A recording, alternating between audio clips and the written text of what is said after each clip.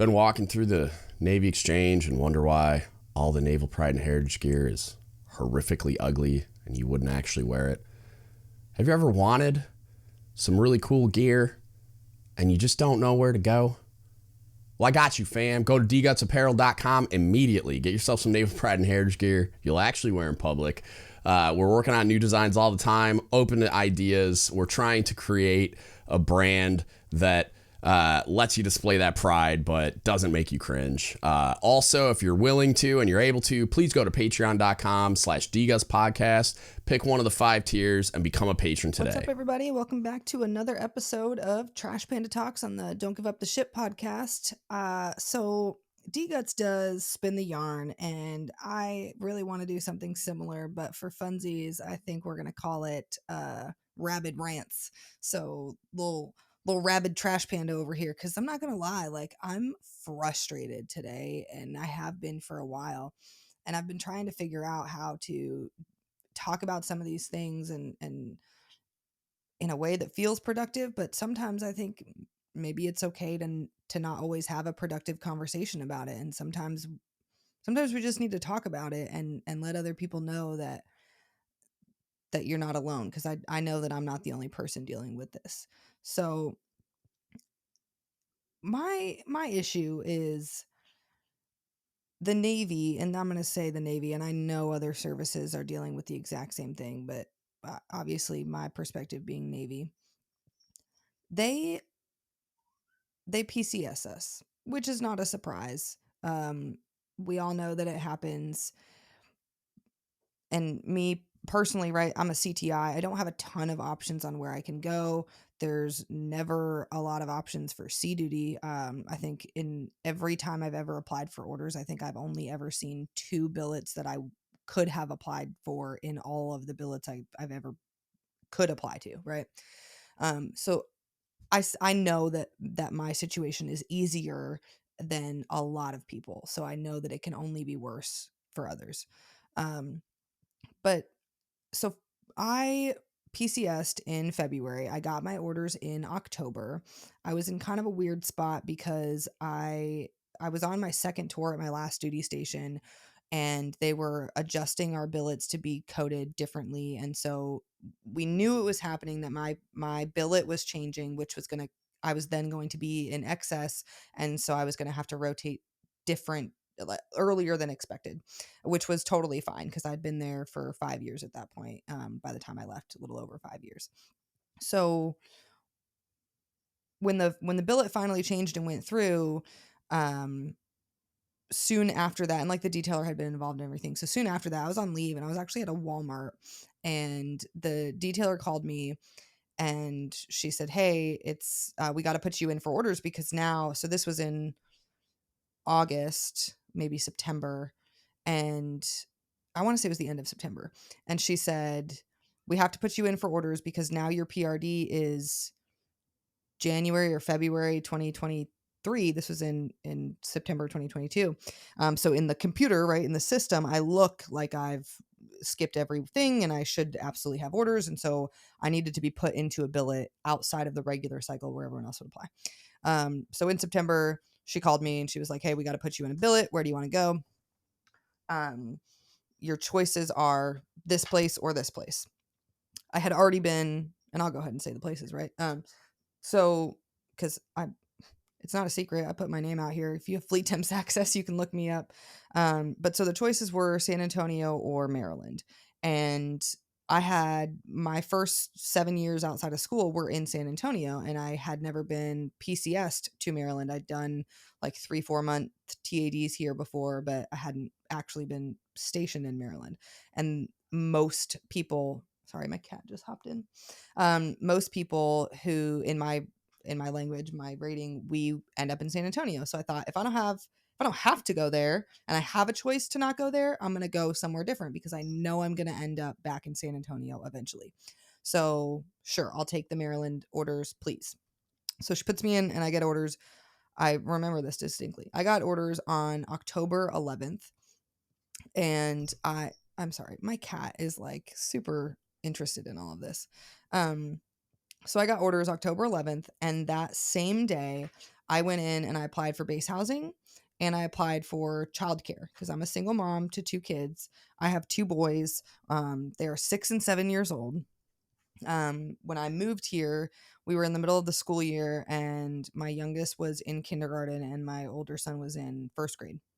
But so the case I know that everything has a wait list. So the day that I get my orders, I apply for base housing and I apply for daycare because I wasn't sure where I wanted to live yet. But I wanted the option to at least live in base housing. And then same goes for daycare.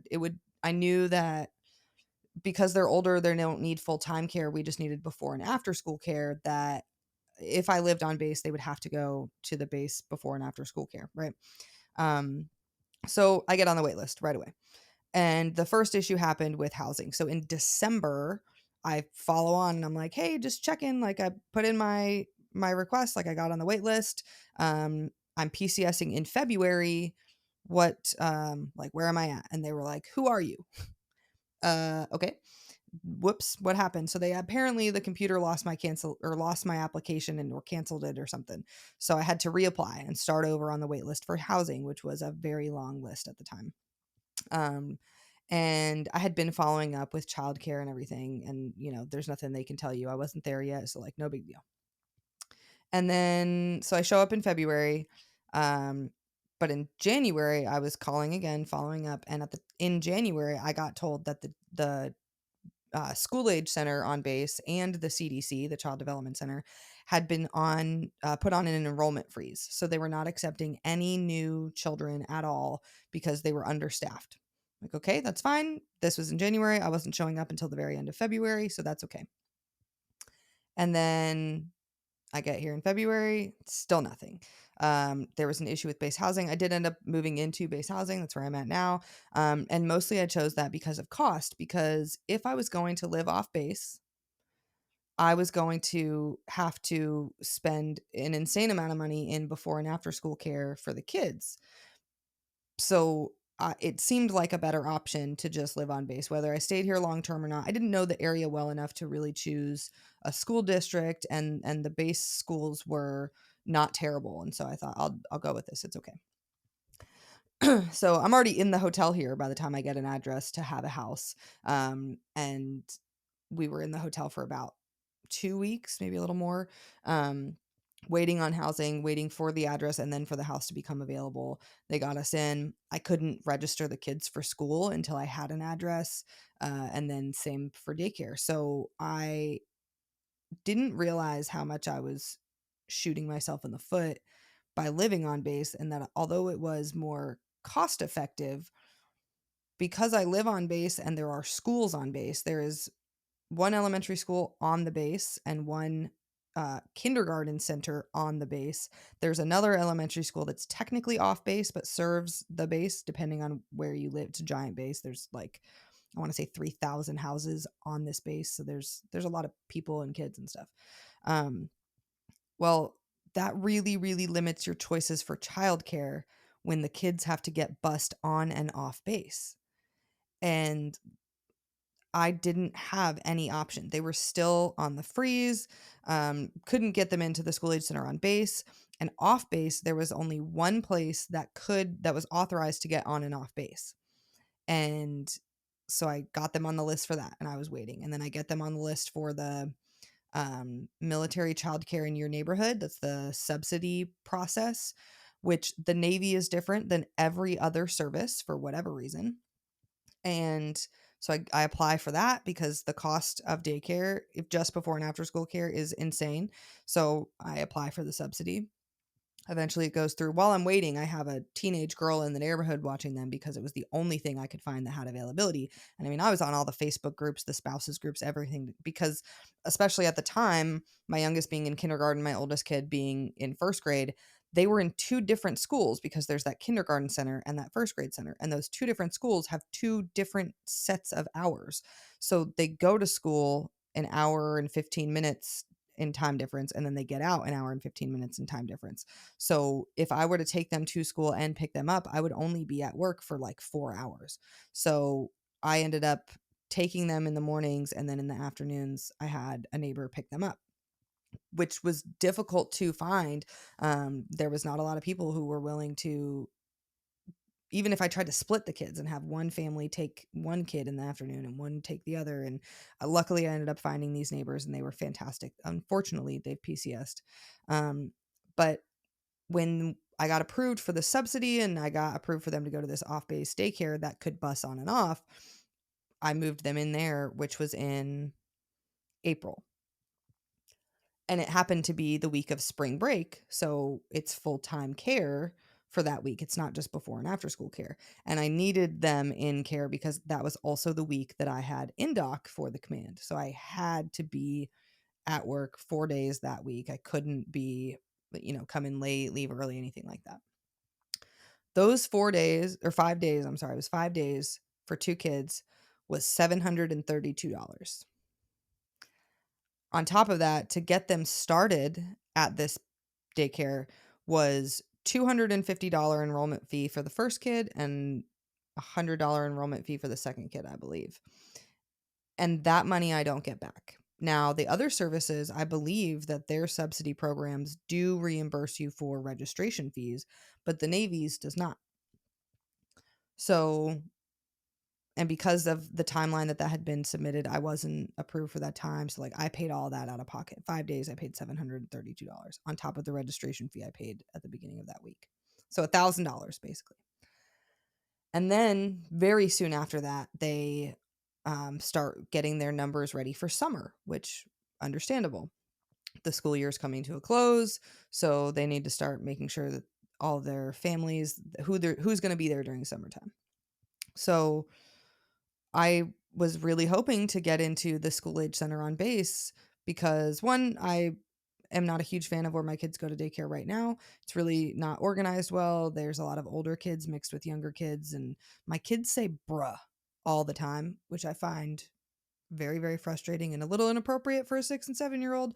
But they're around older kids and they're hearing things. And granted, they hear me cuss all the time because I'm in the Navy, and I'm not going to not do that. But there's a difference between swearing correctly and just being a disrespectful little snot. And I find that since they've been there, that they have been a lot more disrespectful, a lot more irritable, a lot more just not the best behaved kids.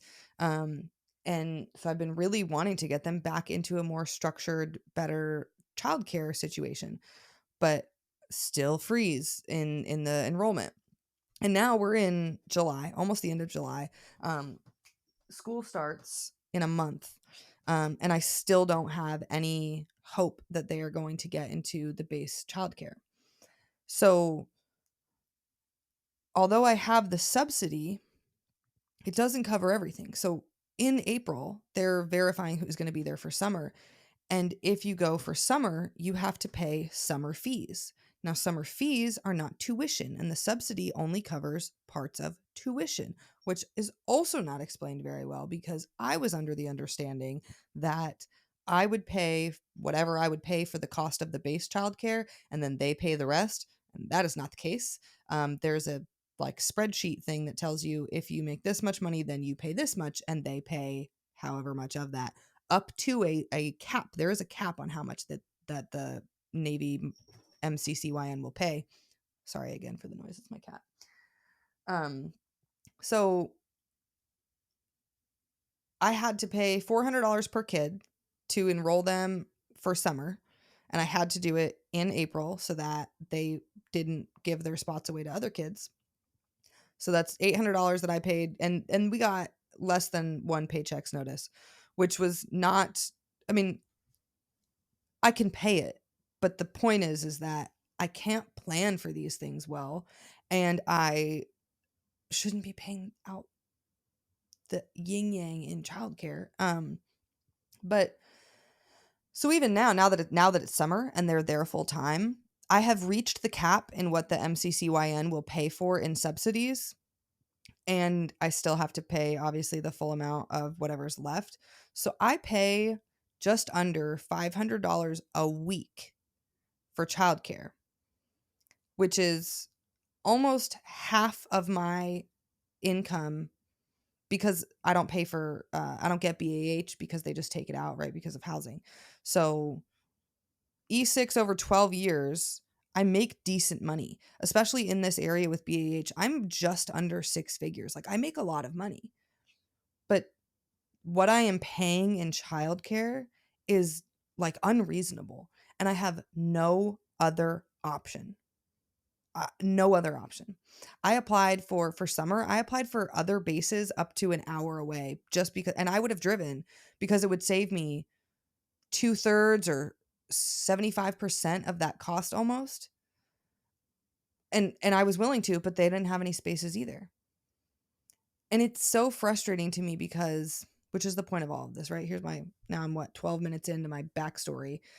But the military moves people and expects us to take care of everything that we need to take care of in order to successfully do our jobs, which I can understand. But I was perfectly fine where I was. I had every resource that I needed.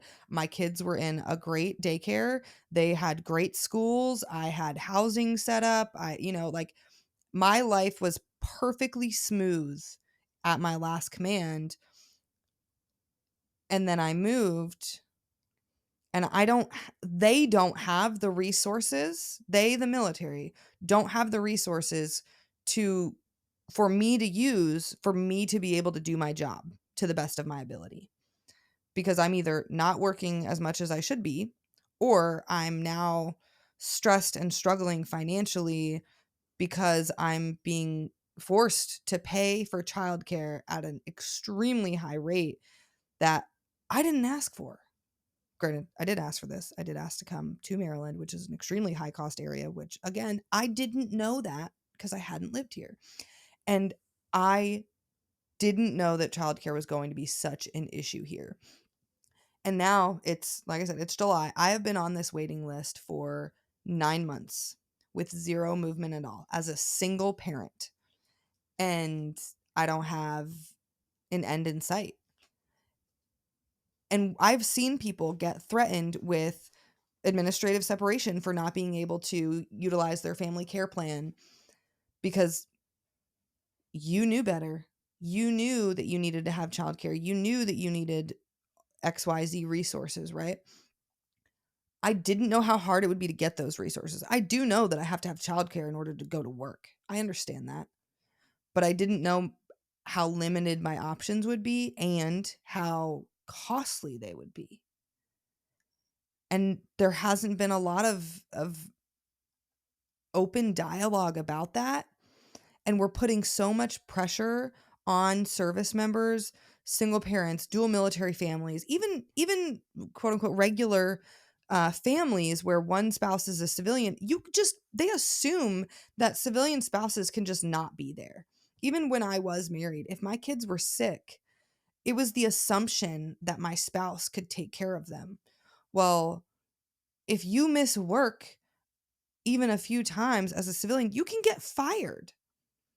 Or maybe you're really counting on those hours to get some other kind of benefits or whatever the case is. We can't just assume that civilian spouses or civilian parents of, whether they're married or not, right? Civilian parents of military children, that they can just care for children all the time, no matter what. Because as much as we would like that to be the case, you really, depending on where you live, you really cannot get by in a single income household.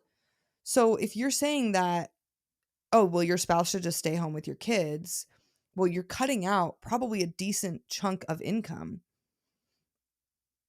And we can't assume that that's one, that it's feasible, but also that it's fair. How can we expect that, you know, Petty Officer Smith's wife is going to give up her career to take care of the kids? One of the sailors that I was in indoc with was in E3 who was married to a doctor. That person is not calling out of work. It's just not happening. But we get a hard time for either trying to take a day, right? Or put in leave last minute. Like even it happened to me one day where my kid was sick, had a fever, couldn't go to daycare. And so I asked them, like, do I need to take leave? Am I okay to just take this day? I'm sorry that my cat just came in and stole a paintbrush. Um, but like, it's, I know that we can't take advantage of the system and we shouldn't be letting people stay home every time that there is an issue if it happens a lot. But we also know that we need to retain service members. There's the reason that we improved and increased our parental leave policy, to be honest, wasn't because we wanted to. We being the Navy, right? It's because it makes sense. It's because we have people who are starting families or who are becoming parents, or especially when you look at like zone B, zone C, zone D, right? Like those people are generally older than our zone A sailors. They are generally the ones who are trying to start families or who are settling down or whatever the case is. And we need to retain those people. And supporting family life is a really, really big part of that. There's a reason that we have given not just birth parent leave, but also secondary caregiver or secondary parent leave. And I'm a huge fan of it. I think it's fantastic. I'm glad that it exists. But at this point, a lot of people are using that simply because of childcare, because they don't even take it at the same time, right? If the mother gives birth, we'll just use a dual military couple here in the example. If the mother gives birth, ideally, both parents should be able to take off at the same time so they can both have that bonding time with the infant or baby or child that you're adopting, whatever the case is, right? You should be able to have that same bonding time together in those like very formative earlier days and weeks. But a lot of times that's not happening because you can't, you're not going to have a childcare spot 12 weeks later or even 18 weeks later. There's plenty of people that I know who have kids who are on a wait list while they're pregnant and on a wait list for 6 months of pregnancy, and then 6 to 9+ months after the child is born, still on a wait list. And it's it's unreasonable. And I know it's not necessarily the military's fault, but there is something that could be done better. For example, right here, I'm in all the Facebook groups and everything, and someone had put in one of the groups about, hey, is anyone else waiting to hear back about their background check from the daycare? And other people were commenting, and from that, there was like 18 people total who had been like hired and approved for hire by the daycare on base, whether that was the CDC for the 5 and under or whether it was a school age center, I'm not sure, but they had nearly 20 people who'd been approved for hire, but that were waiting on background checks for 3 to 6 months. I can buy a gun way faster than that. Nowadays, my last one I got in like less than 30 seconds. There wasn't even a waiting period. So, which trust me, I'm all about. I'm proud of my right to bear arms. So I'm not trying to hate on guns. Don't take that from this please. But my point is, and I understand, especially, right, I'm a parent. I want my kids to be in a safe environment. I want the adults that work there to have these background checks and all of that. But what is the holdup? And turns out that there is some sort of snag with OPM, the Office of Personnel Management or something, like wherever the government like HR hiring process happens. That's where the holdup is. That they've been hired, they've been approved, they've been like omni-domnied, good to go by the base daycare, and they're waiting, like the daycare is waiting for them to get cleared. And there's a holdup there. Well, who's engaging there? And whose responsibility is it? Is it the base commander? Is it the child and youth director? Is it like a regional thing? Who engages, and how do we get them to engage? Do they know that this is a problem? Um, and honestly, I don't know. Our base commander here has like Facebook town halls and stuff, and I've mentioned the childcare and or how, like, have we looked at this? Have we thought about this? I've done that at every single town hall that's happened since I've moved here, which is, I think they do them once a month or so. I've talked to the director of the child and youth programs here, and And I don't blame them. It's not their fault. Like, they're trying, they're advertising. But we have the exact same problem with medical providers. When we hire someone or clear them for hire, and we're waiting for whatever process to go through for them to start, they don't get paid most of the time. And so a lot of them are looking for other jobs because they need to get paid too. And if you can get a job where you're getting a paycheck in 2 weeks versus 6 months, I don't blame you if you take it. I'm not upset. If we have psychiatrists who can go help people and get paid quickly, more power to you. If we have childcare providers that need to work to help support their family and they go take a job at whatever other daycare down the street because they can get that paycheck sooner, I understand. So, how do we fix the process to make sure that one, we are advertising to the right people, we're hiring the right people, we're giving them the right incentives with when it comes to their like they're first on the list for childcare here. The employees are above single parents dual meal, which I completely support and agree with. But like, what about pay? How does that work? How are we paying them? Because I know that you can get a job at the gas station right outside the base and make more in your starting pay than they would at the daycare. How do we fix that? And how long does it take to get that written into some budget or NDAA or whatever to get approved by Congress so that we can be paying our childcare providers a decent wage, a competitive wage? How long will that take? I don't know the answer. But it just goes into all these other things that we are reacting and not being proactive. We're not thinking ahead. We're not planning ahead when it comes to the bigger, quality of life, quality of service issues. Sorry, cat. Um, and instead we're just reacting. We're trying to make excuses and we're coming up with other ideas and this came up too with I was talking to a CPPA recently who was having problems with their pay. They had been married and got divorced and submitted their divorce decree, and it took however long for them to realize that like to fix the thing from going with, dependent BAH to single BAH. And instead of doing the math and figuring out how to take a couple $100s away for those like 4 or 6 months that it was processing, instead they wanted the sailor to pay back all the BAH that they had gotten completely from the day of divorce, which was like $8,000.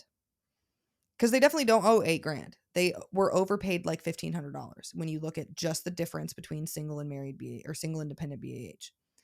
But whoever, whether it was a human being or a computer that said, "Oh no, you've been paid too much," well, then they started taking that money out of the sailor's paycheck without notifying them, which they're not supposed to do.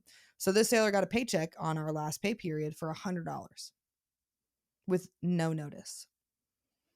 And people have bills.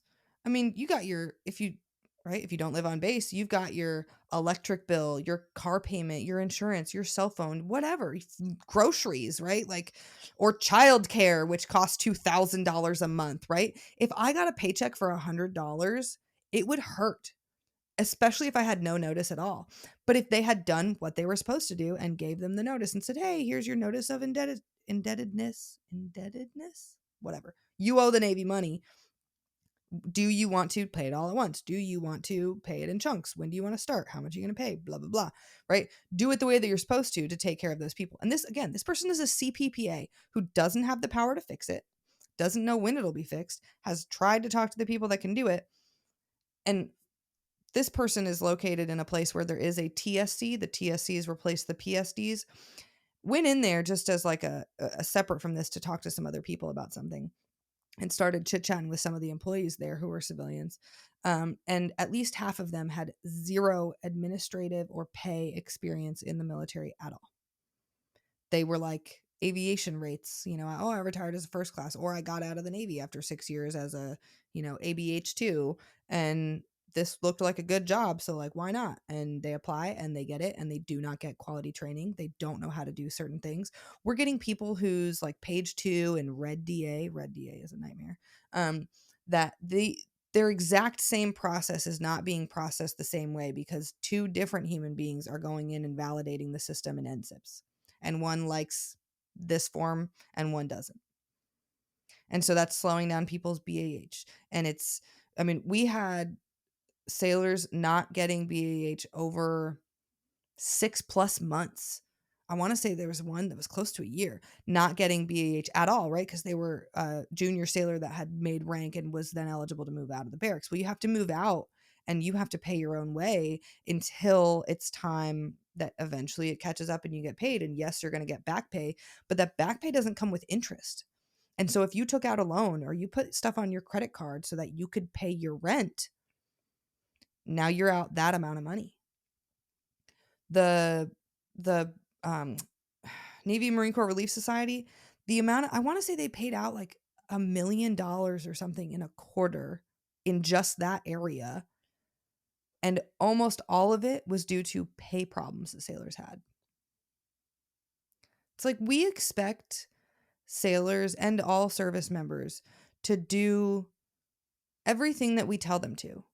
We expect them to go to work and be on time and put in, a ton of effort and get their jobs done and do their collateral duties and do whatever things that they're supposed to do and PT and, hang out with their families and sleep a decent amount and have hobbies, right? We expect so much from them, but we're not giving them the tools and resources that they need to do these things.